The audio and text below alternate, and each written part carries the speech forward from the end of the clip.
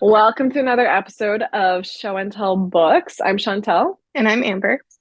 and today we're talking about Ali Carter's Gallagher Girls series.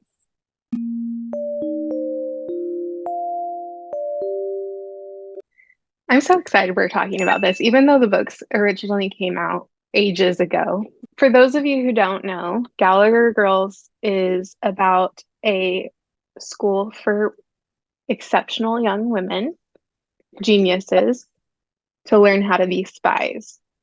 And the first book, I'd tell you I love you, but then I'd have to kill you, is about Cami as a almost 16-year-old navigating her first semester of covert operations class and taking on a special project by going into the town and meeting a boy that is different because he sees her. And He's that's important normal. because he's normal. And Cami is known as the chameleon, meaning that she blends in and goes unnoticed. And so it's a big deal for her to be noticed by Josh. So then obviously they're like, well, is he like a person of interest in that? Is he like trying to figure out who Cammy actually is? Like, does he know? And so her and her friends then decide to conduct surveillance on him to see if he actually is a bad guy posing as a good guy or if he's just a normal person. So it's just really entertaining because it's totally full of like high school drama of like liking a guy combined with the spy side of things. So they like dig through his trash and then are trying to like use it as clues to figure out if he likes her or not, or who this other girl is, or all these things. Anyway, it's adorable. I loved it. And also just kind of funny because there's a new teacher at the school that semester who's teaching her covert affairs or covert operations class. And he's a retired spy. And the way Ali Carter describes him is just perfection, in my opinion. Like, I believe the quote was along the lines of James Bond would be jealous, and yeah, Yes, Indiana Jones would look like a mama's boy. Well, this explains my taste in fictional men to the T. influenced right from the start. Yep. Yeah. So fun fact, I'd tell you I love you, but then I'd have to kill you was actually published in 2006. Oh, okay. So Mm-hmm. that is my freshman year of high school, which would explain Which makes sense. my love for these books. They're definitely like childhood nostalgic books, which is always really fun to go back and read because though they are aimed at like freshman and high school kind of age, they're definitely YA books. They're just fun because like there's a certain magic that comes when you read books that you grew up reading or that you read way back in the day or things like that. I wanted to read them again because I was in a bit of a reading slump where I felt like every book I picked up was just not good. And I was starting to question if it was a me problem or if it was just the books that I was reading. So it was a relief to pick it up and still enjoy it because I was a little worried.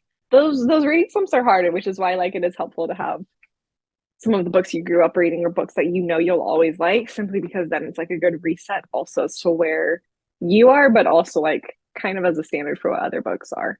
It's really funny because I was thinking about this last night when I finished it. This was right around the era when like Mission Impossible was super popular. Jason Bourne had just come out, right? Like we had all of the spy movies and novels coming out. I also grew up reading Alex Rider, Hmm. which is very similar, but that's a male main character. So I loved that this one was a female main character in a very similar attitude, but also more targeted towards girls, which was fun Yeah. because then it got the girls into the same like action intense spy-ish series that were happening at the time, which Yeah. are kind of making a resurgence now too. But this was the spy era, and it was just funny seeing how literature reflected like what was happening in Hollywood and the movies because it was trendy and cool and everyone wanted to be a spy. Yeah. Well, and it made it super accessible. Like a 14-year-old girl, freshman in high school, would read it and be like, that's awesome. I want to do that. Like, I can be smart enough or strong enough to do those things. I don't know, in a way, it was almost like the original STEM books. Well, yes, they aren't science, technology, engineering, math oriented. it was kind of the first series that like pushed girls to be like, oh wait, I can do that too. Like Yeah. spying, yes, is traditionally like a guy thing, but they were like some of the first books that started being like, oh, you can be a spy too, actually, and it's different, and this is how you would do it. Or like, obviously, it's fictional, but it was, I guess, the precursor to STEM. Yeah.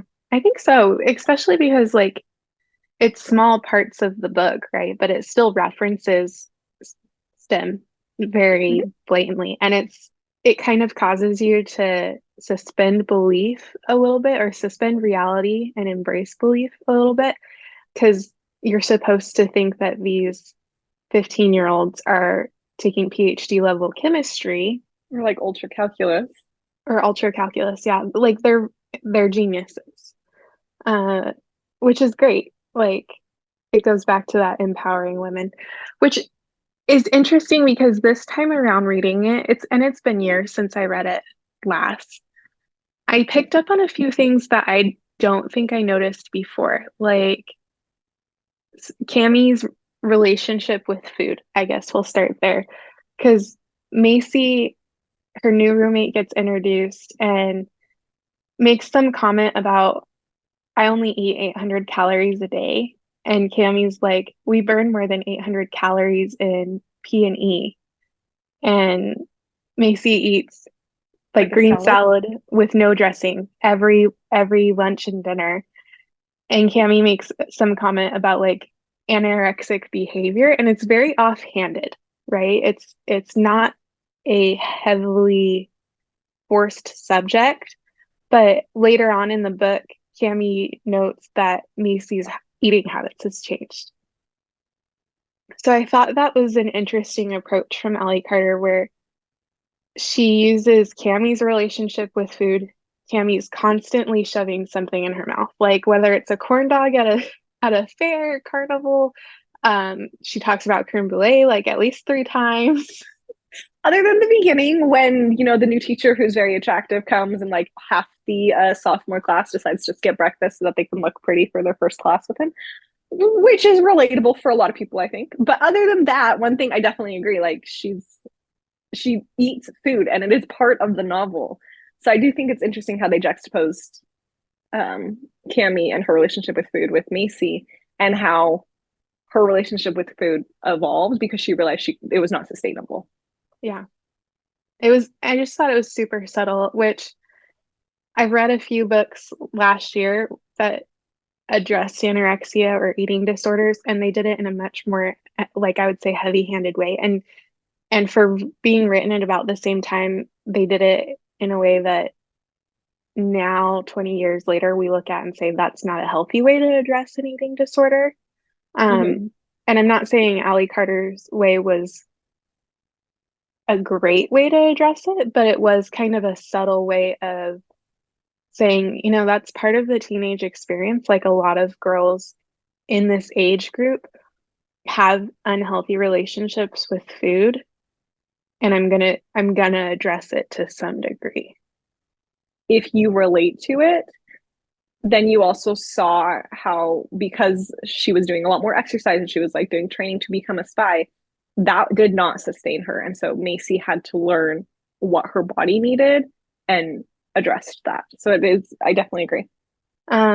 Also on a random note, the Gallagher Girls series got recovered, and it's the ugliest recovering in the entire world.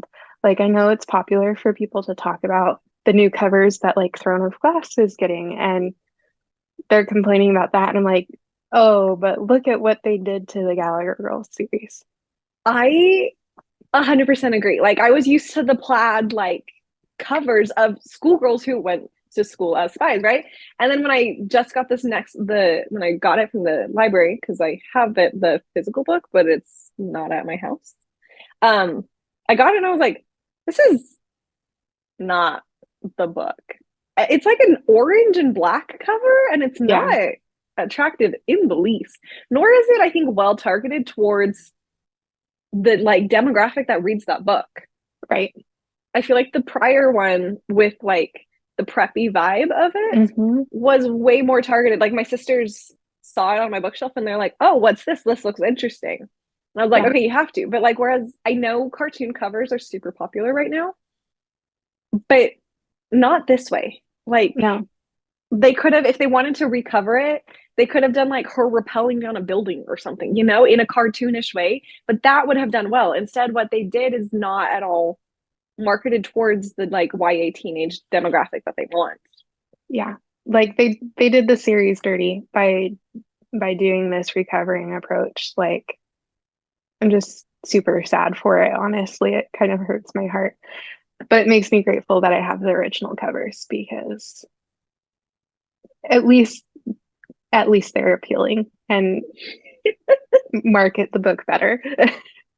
Well, so the one thing I'm super bummed about, and I hope that Disney will actually do something, but on my copy of the books, it says this series has been optioned for Disney to make a film or a series, and they haven't yet. And it's been almost 20 years. I Wow, guess not, that makes me but it's been more shocked. than 15, somewhere between 15 and 20 years. So Disney, get it together. I 17. want this. I think the only way it'll come to pass is if the whole Jason Bourne, James Bond identity comes back. Well, yes, we still have like the films being released and stuff. The popularity behind it isn't as prominent as it was during like 2006. So that is, I think, the only way Disney will actually do it. However, it would make a fantastic like TV series. Yeah. It'd be cute. Yeah, I mean, they brought back National Treasure as a mini series on Disney Plus. Gallagher Girls would kill it. If you did National Treasure and it was successful, then I promise you Gallagher Girls would be just as successful.